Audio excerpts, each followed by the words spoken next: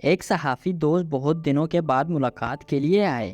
کافی دیر تک ملکی سیاست پر گفتگو کے بعد اٹھتے اٹھتے بیٹھ گئے اور یاد دلایا کہ آپ کو 4 سال پہلے وزیراعظم ہاؤس میں عمران خان کے ساتھ ہونے والی وہ ملاقات یاد ہے جس میں آپ کے ایک جملے نے سارا ماحول بدل دیا تھا۔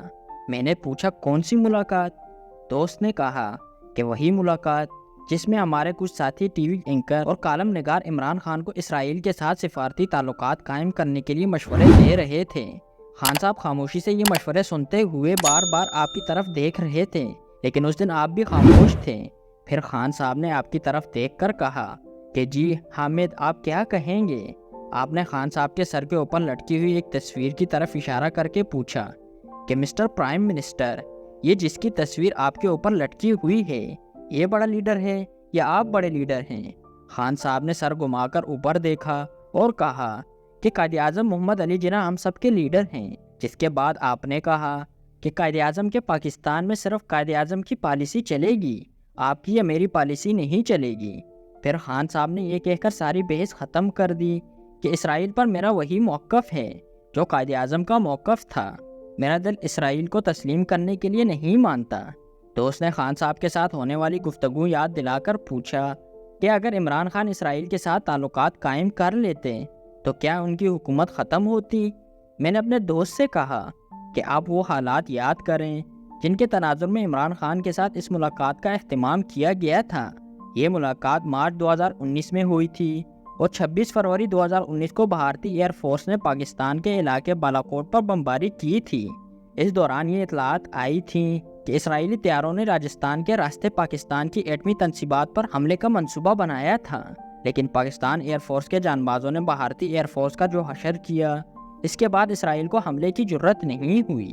اس دوران جنرل قمر جاوید باجوہ نے میرے سمیت کچھ دیگر صحافیوں کے ساتھ یہ گفتگو شروع کی کہ ہمیں اسرائیل اور بھارت کا اتحاد توڑنے کے لیے اسرائیل سے بات چیت شروع کرنی چاہیے۔ باجوہ صاحب چاہتے تھے کہ میڈیا اس بحث کا آغاز کرے، لیکن میرا موقف تھا کہ یہ بحث پارلیمنٹ میں ہونی چاہیے۔ بہرحال انہوں نے ہی عمران خان کے ساتھ میڈیا پرسن کی ملاقات کا اہتمام کیا۔ اس ملاقات میں عمران خان نے اسرائیل کے ساتھ تعلقات قائم کرنے سے صاف انکار کر دیا۔ ملاقات ختم ہونے کے بعد مجھے ایک اہم ادارے کے ترجمان کا فون آیا اور انہوں نے کہا کہ وزیراعظم کے ساتھ ہونے والی گفتگو آف ریکارڈ تھی اور آپ وزیراعظم کا کوئی جملہ رپورٹ نہیں کریں گے۔ عمران خان سے قبل نواز شریف اور محترمہ بے نظیر بھٹو کو بھی ایسے مشورے دیے گئے، لیکن انہوں نے بھی ان مشوروں کو نظر انداز کیا اور ملک دشمن کہلوائے۔ جنرل پرویز مشرف وہ واحد پاکستانی حکمران تھے جو کھلم کھلا اسرائیلی قیادت سے رابطے میں رہے۔ میں نے اپنے دوست کو صاف صاف کہا کہ اسرائیل کے ساتھ سفارتی تعلقات قائم کرنے سے انکار کے بعد سال تک عمران خان کی حکومت قائم رہی۔ خان صاحب کے خلاف تحریک عدم اعتماد مارچ 2021 میں آئی اور اس کی وجہ یہ تھی کہ انہوں نے فوج کے اندرونی معاملات میں مداخلت شروع کر دی تھی۔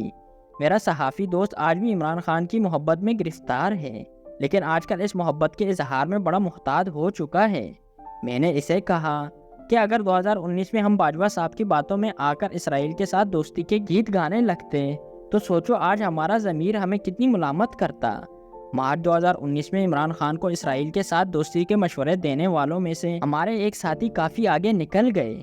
7 مارچ 2019 کو میں نے عمران خان کے ساتھ ہونے والی ملاقات کی کچھ تفصیل روزنامہ جنگ کے کالم میں لکھی تو یہ ساتھی بہت ناراض ہوا۔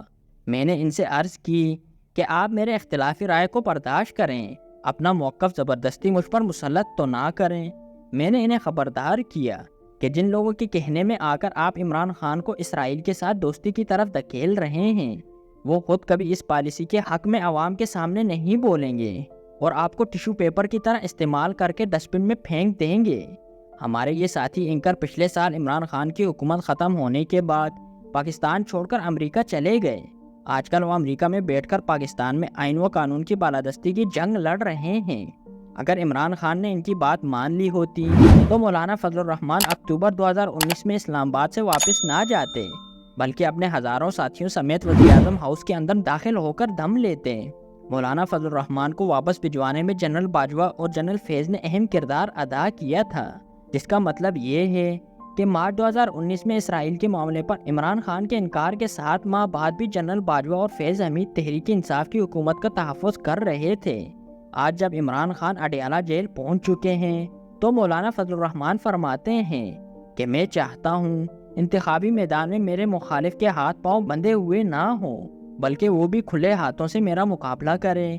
شاید مولانا صاحب کے اس بیان کی وجہ سے تحریک انصاف کا ایک وفد ان سے ملاقات کرنے گیا اور ان کی خوش دامن کے انتقال پر فاتح خوانی کی۔ اس ملاقات کے بعد عمران خان اور مولانا فضل الرحمان کا سیاسی اختلاف برقرار ہے، تاہم یہ اچھی بات ہے کہ سیاسی اختلاف کو ذاتی دشمنی میں تبدیل کرنے کی روایت کو توڑا گیا ہے۔ کسی کو اچھا لگے یا برا، اصل حقیقت یہ ہے کہ جو سیاستدان، صحافی یا وکیل کسی جنرل باجوہ کے ہاتھوں کا ٹیشو پیپر بن جاتے ہیں، ان کا آخری قیام تاریخ کے اس ڈسٹبن میں ہوتا ہے جو اردو میں کوڑا دان کہلاتا ہے۔ اپنے ارد گرد نظر دوڑائیے، آپ کو ایسے کئی سیاستدان، صحافی اور وکیل نظر آئیں گے جو آج چھوٹے چھوٹے مفادات کے لیے سچ کو جھوٹ اور جھوٹ کو سچ قرار دے رہے ہیں، آئین کی کھلم کھلا خلاف ورزی کو ملکی مفادات کا تقاضا قرار دے رہے ہیں۔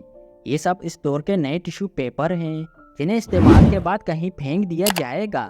میری باتیں انہیں اس وقت یاد آئیں گی جب ان سب کا استعمال ختم ہو جائے گا۔